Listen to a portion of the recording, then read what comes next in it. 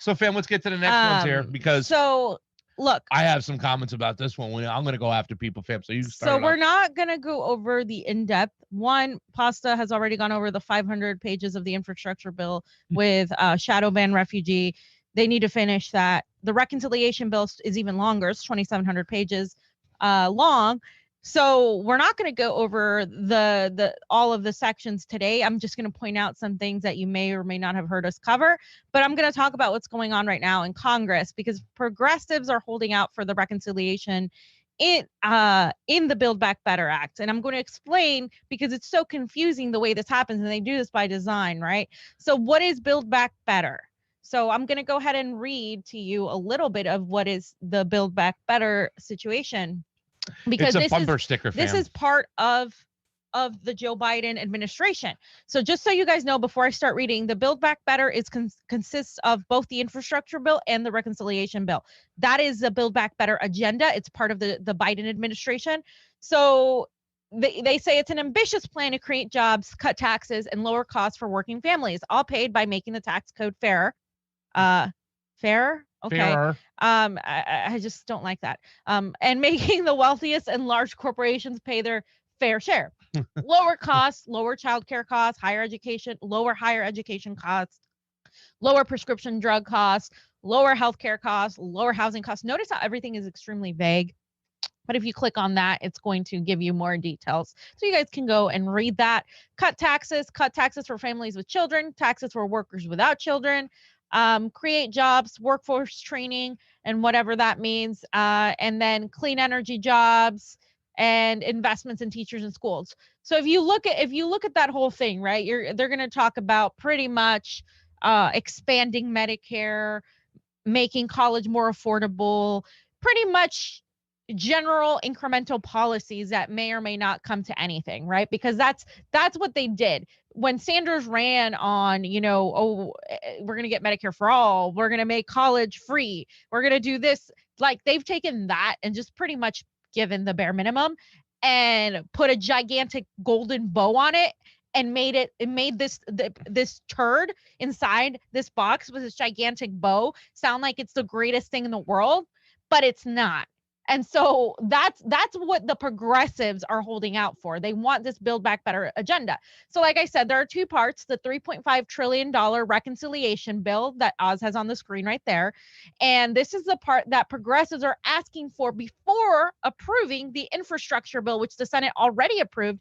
And that's the $1.5 trillion infrastructure bill that Pasta and Shadowban went over. The first 500 pages is a giveaway to the big oil. Yep. It's just going to diminish a lot of our rights as well. It's privatization. Yep. It is just a massive giveaway to the 1%.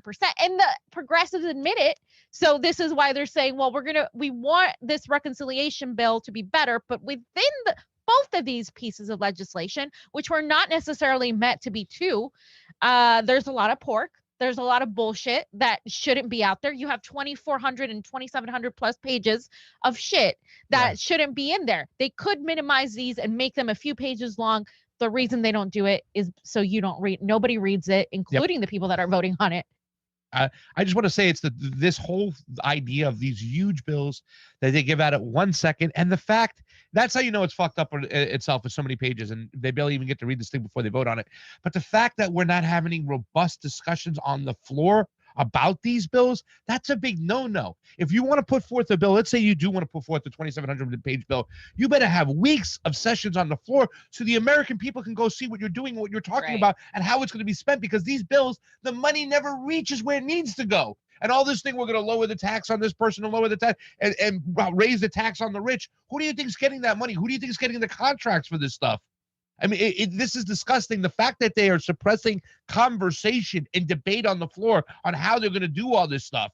You know what I'm saying? And there is a reason, well, how are you going to pay for it? And the MMT people are going, oh, we print our own money. We could just print it for that. Yeah, well, the more money you print, the less the less value our money has. And don't tell me that inflation doesn't exist, because I remember when I drove my first fucking car, it was 99 cents a gallon for gas. We're now at $5 a gallon for gas. And guess what? As a waiter in the restaurant business, my pay never fucking changed. It stayed the same. So you have to think about these things. And the fact that they're not even having a debate on the floor on every single part of this bill, and they're trying to rush it through. Come on, ladies and gentlemen, to see these progressives going, oh, yay, look what the squad has gotten us, with no discussion, no debate on the fucking floor. Let me tell you something about a Green New Deal. It fucking sucked. It wasn't a good fucking bill whatsoever. And they didn't even mention how the fucking ozone layer is affected by bombs being dropped. There's so many things about the fucking, it was just a big giant fucking virtue signal. And that's all you progressive care about. This big giant fucking virtue signal they're throwing at you now. Oh, we're going to get trillions from the squad fam and the reconciliation bill. And it's going to trickle down to the people. They don't even know what's in it. You don't even know what the fuck's in it. And there's no debate on the floor for it. So. Okay. So, first of all, let's go over what's going on right now in Congress, right? Because Pelosi and Biden have been involved in negotiations right now. So Biden's trying to convince everybody to come to an agreement and pass, because if it doesn't pass today, if they don't come to an agreement today, the government will supposedly shut down. This is always the situation we're in. It's always the bullshit we're in. So Biden and Pelosi embark on the late scramble to save the $1 trillion infrastructure bill. Like, this is from the Washington Post. So I'm going to read a little bit about what's happening here. So it's uncertain that what's happening, because the House Democrats hope to hold a vote today to adopt the package and send it to the president's desk, though it still remains at a risk of faltering as a result of the party's fast widening internal divisions. Democrats generally support the infrastructure bill, which includes major new investments in the country's aging roads, bridges, pipes, ports, and internet connections. But the proposals has become a critical political bargaining chip for liberal-leaning lawmakers who have threatened to scuttle it to preserve the breadth of a second, approximately $3.5 trillion economic package. Now, that $3.5 trillion package is spread over 10 years. That's never mentioned, ever. But that's what it is. One of the moderates includes Kristen Sinema, who has been literally trending on Twitter because she refuses to vote for the infrastructure bill, and of course Joe Manchin, who, by the way, they both want to scale it back, but Joe Manchin literally just said this morning that they must include the Hyde Amendment in this infrastructure bill. The Hyde Amendment is the amendment that prevents any sort of insurance coverage, any sort of coverage for abortions. He's one of these obviously conservative Democrats. Yeah, he's going there. And so by last night, the things seem to be worsening, which is why you saw Sinema trending on Twitter. So they were hoping to find an agreement on something smaller than $3.5 trillion, yet they hadn't found this agreement. Manchin doubled down with a fiery statement in which he starkly opposed trillions of dollars in spending, and he cast doubt on the possibility that any such deal could come together in time for the House's scheduled Thursday vote on infrastructure. So there's that. So if they don't have a deal, right? Nancy Pelosi is like attempting to figure this out. She wants to put the infrastructure bill on the floor, even though the progressives are like, no, our deal was we get the reconciliation bill and then we vote on the infrastructure, because they're sneaky, because what they want to do is vote on the infrastructure bill and then there's no leverage, there's no impetus to get anything from the reconciliation bill. That's what they're trying to do, right? And so Nancy Pelosi and other Democratic leaders have said that they're going to stick with the original plan, which is put the infrastructure bill first, and she plans to bring it on the floor. Now, Manchin said he called for continued negotiations for the package.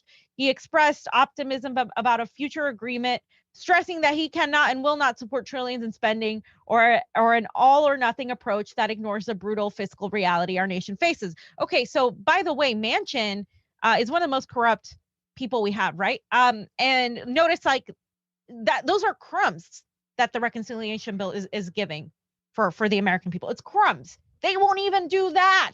That just goes to show you how bad it is here. They won't even do that. So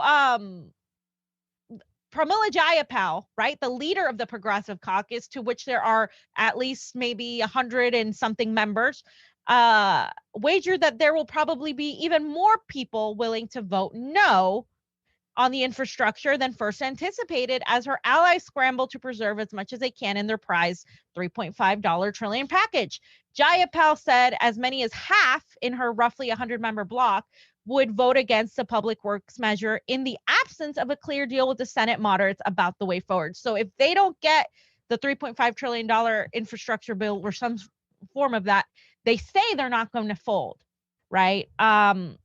So my question to you, everybody, and my attempt to explain it is, why are these progressives so enamored with this reconciliation bill, right? What's in it? What are the highlights, right? Because it's fucking long as hell, longer than the Bible. So Katie Porter, who just voted to on the Iron Dome,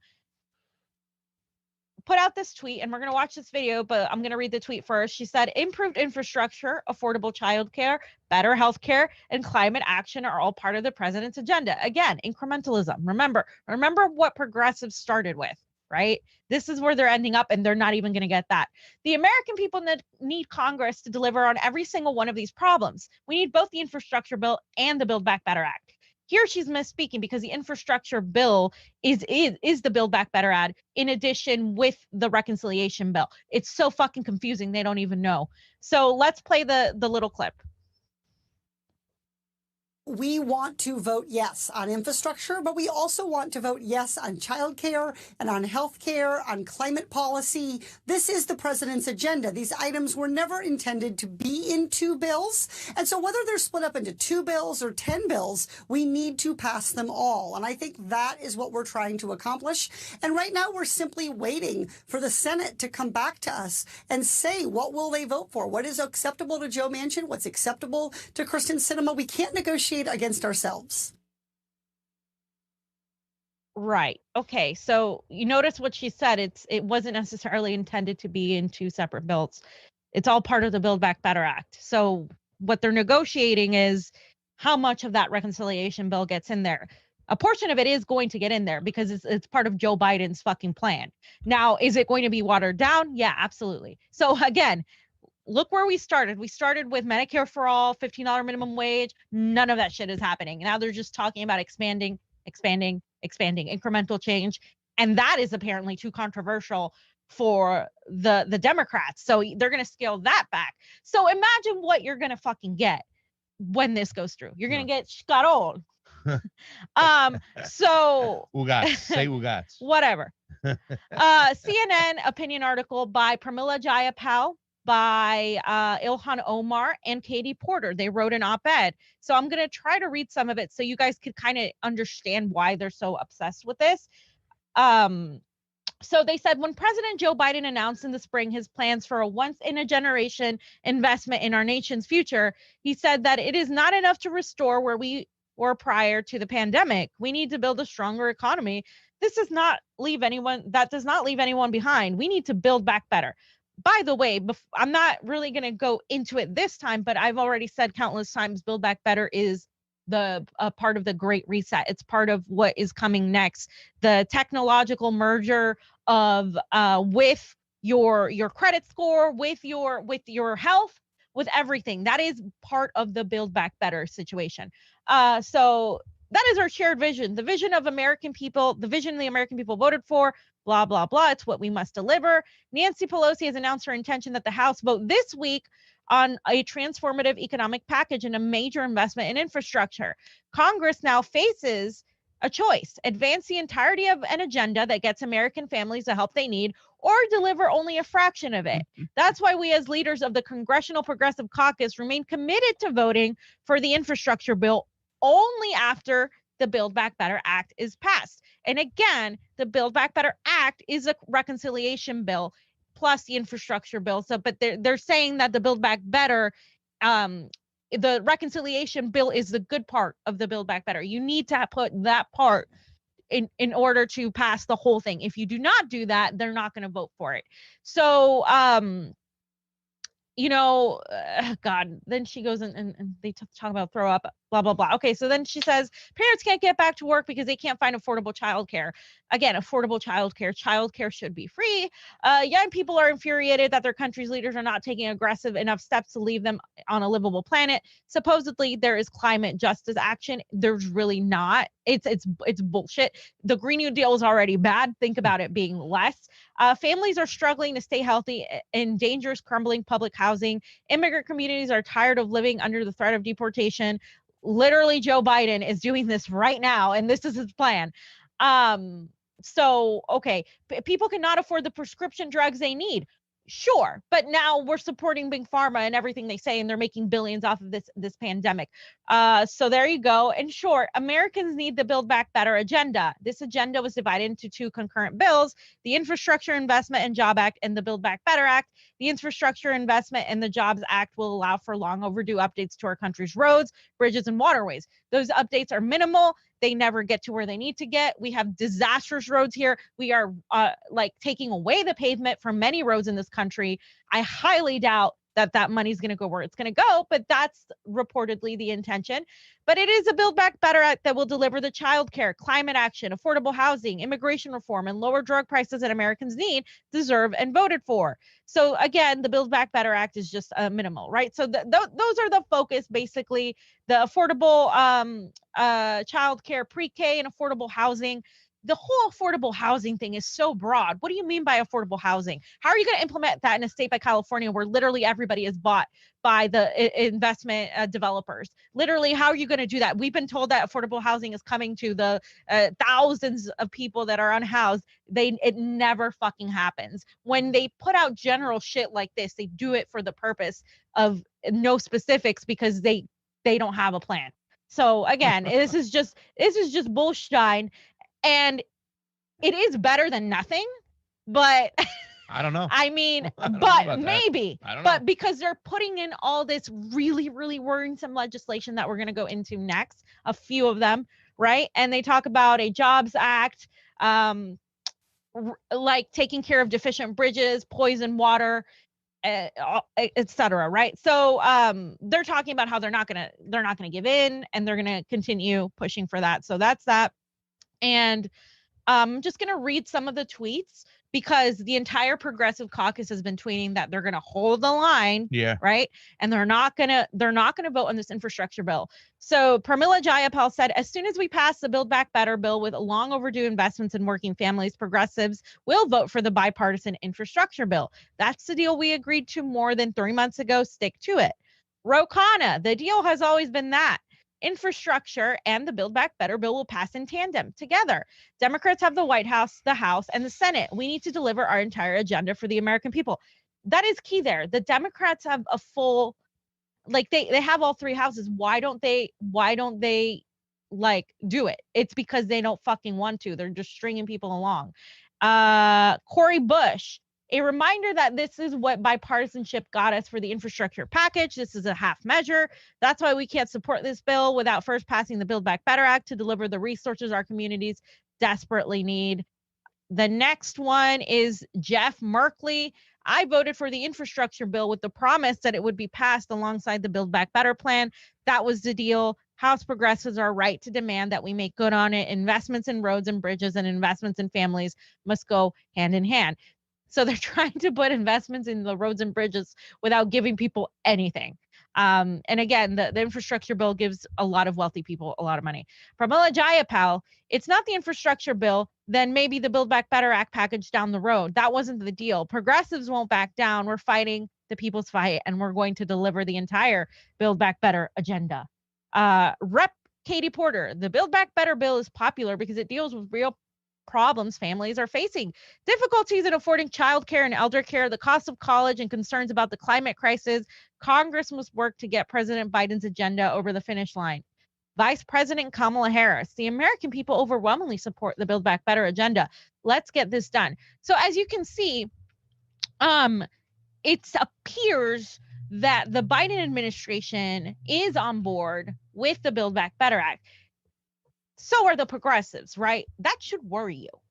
Why would the Biden administration, Joe Biden, 1994 crime bill, segregationist, pro-war, Joe Biden, why after what's going on with the Haitians at the border, after he has literally just backed off anything he ran on, like student debt relief, which we see none of that in the Build Back Better, all of this stuff. Why is Joe Biden supporting Build Back Better? Why are the progressives so ardently pushing it? Is it because they really want to deliver these minimal shit wrapped in a nice box to the American people, or is there something else to it? And I'm not going to get to all of that today, but I will mention a couple things. So the last tweet I wanted to point out was AOC retweeting Joe Biden, because Joe Biden said the bipartisan infrastructure deal and the Build Back Better agenda will create good paying jobs and lower costs for families. Together, they will grow the economy for everybody. Again, notice the vagueness, the broad, the general.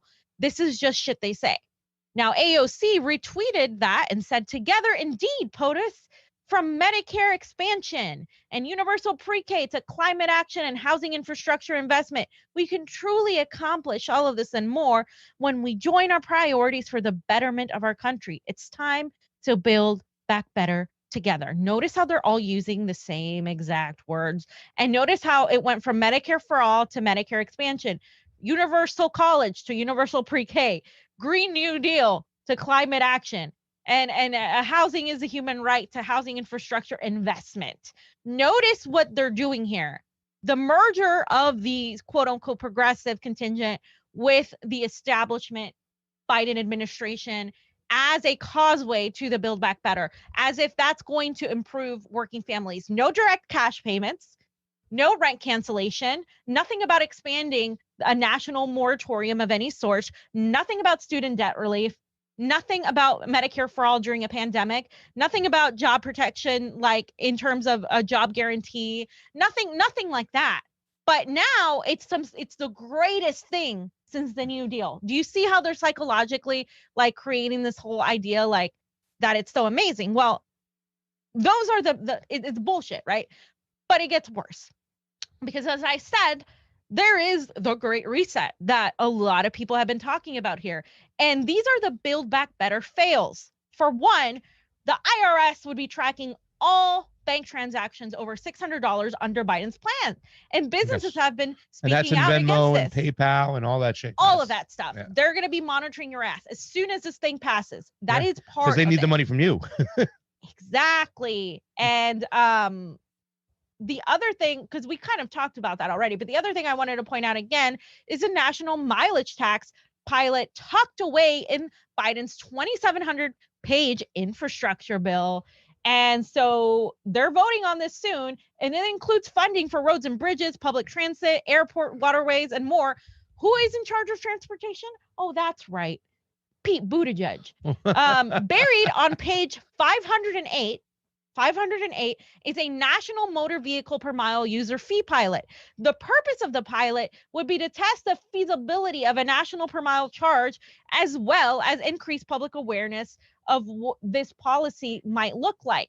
Okay, so they're going to try to say that you need to reduce your mileage. You only have a certain amount of mileage. Because we're going to reduce carbon emissions, but it's on you, the poors, right? The rich still get to fly their jets. The rich still get to put their money offshore so they don't have to be monitored by the IRS, right? You see what I'm saying? All of this legislation is an attack on the working class, and it's hidden by these, incremental supposed giveaways to the working class. The last one is one of the most nefarious things I have seen. Biden's vax mandate is going to be enforced by fining companies $70,000 to $700,000. You're putting these people out of business and in debt forever. This will be included in the Build Back Better Act, just so you guys know.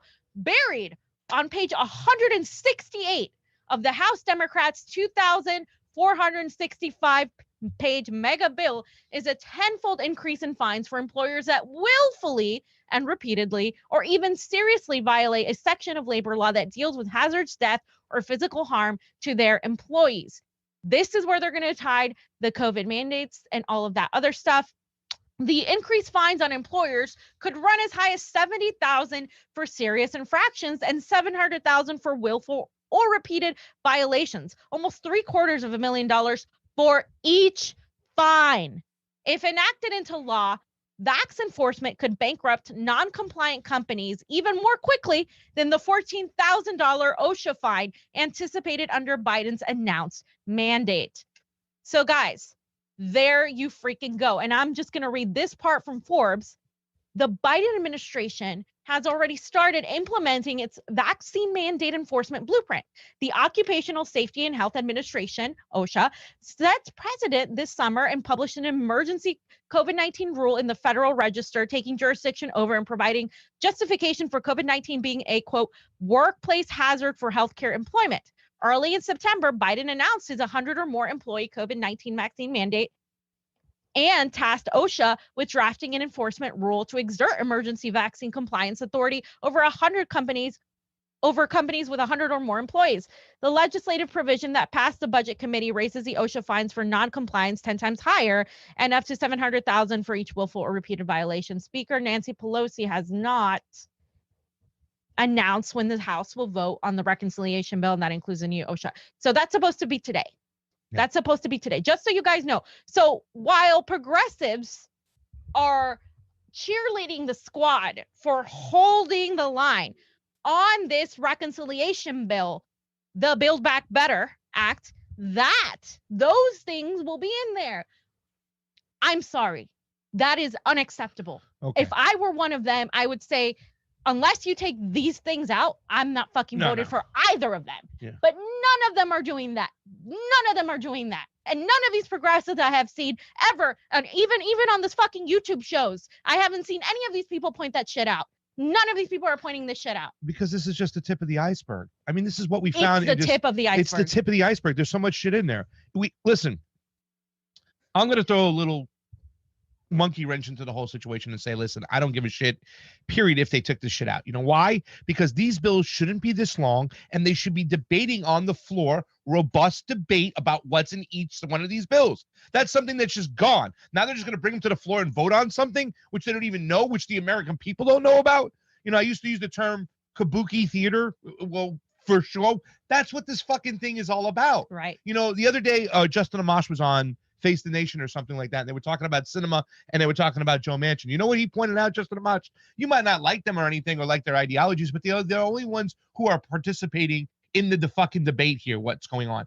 Everybody else just gets in line with their team. They get their old little cliches together. Build back better. Let's all use it. Let's throw Build Back Better out there. And then a bunch of progressives just look at the rhetoric and go along. How many progressives out there are saying we should vote for this shit, we should push this shit, and they don't even know what's in the fucking bill? They don't even know that this shit is in it. And there's a lot more. There's a lot more. We're not even having debates on the floor. All they do in Congress now is they argue with each other. They go out, they hit their Twitters up, they do their media fucking appearances, and they come back to vote and make it seem like they're fucking working for the American people.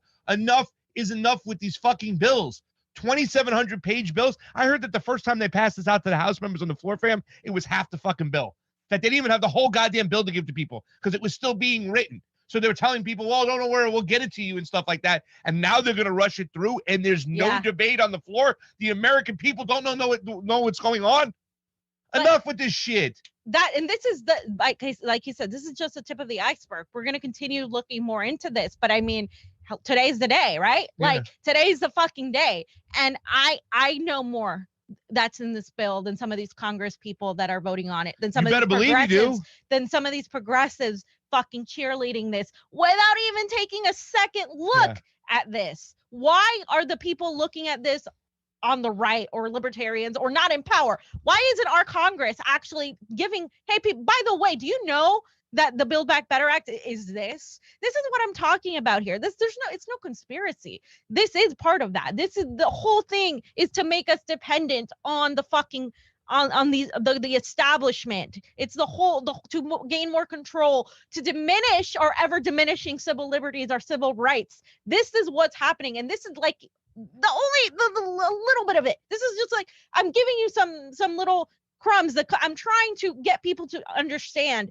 how this isn't what they're making it out to be. Yeah. They're making it out to be like Biden is FDR and he's putting out this new deal and it's just going to save everybody. No direct cash payments, by the way. Nothing to actually help people, lift people out of fucking poverty. None of that. And they're all patting themselves on the back. Look, we're holding the line. Yeah. We're fighting for this shit, to find people, to put them out of work, to put businesses out of work, to fucking control how much you fucking drive, to monitor your bank. Do you not see the freedoms you are giving up for breadcrumbs, and breadcrumbs that they're not even going to give you? Yeah. So, and you don't even know how they're going to give it to you because you don't even read the bill. You don't even understand the mechanism of everything's going on. So you take these fucking statements, these generalized statements. Oh, the Build Back Better Act is going to help people, moms for their children, for their childcare. Oh, that's good. But you don't understand the mechanism in which they're going to do that. You don't even read the bill, and they're not even debating that on the fucking floor. That's what Congress is supposed to be there. You don't read the bill because they don't release it till like a few days before they pass it. Who's going to read all that? The CARES Act. It's just like the CARES. Exactly. Remember the fucking hearing we showed you, and it was like, listen, they gave us this bill right here. It's 1,800 pages.